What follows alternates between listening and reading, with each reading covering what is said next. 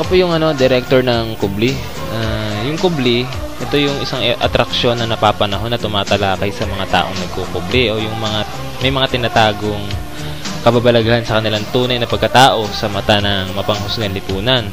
Binibigyan din dito yung mga sitwasyon na kung saan ang mga taong nababalutan ng misteryo ay dumadanas ng hirap at pagtitiis para may tago yung kanilang tunay na identity na maaring para sa kanila maaring makapagpadagdag ng pagdurusa sa kanilang buhay. Ito'y dahil sa maling persepsyon ng lipunan, particular doon sa kanilang identity tungkol dun sa mga taong pinaniniwalaan na meron silang sumpa dahil iba sila sa mga normal na tao.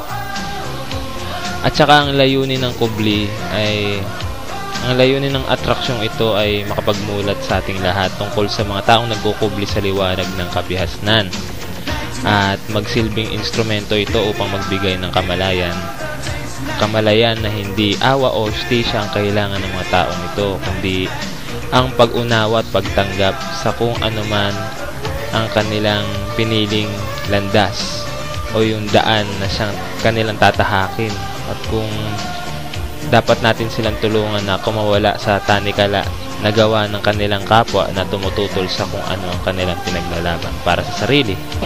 At yun lang po yung masasabi ko. Yun lang.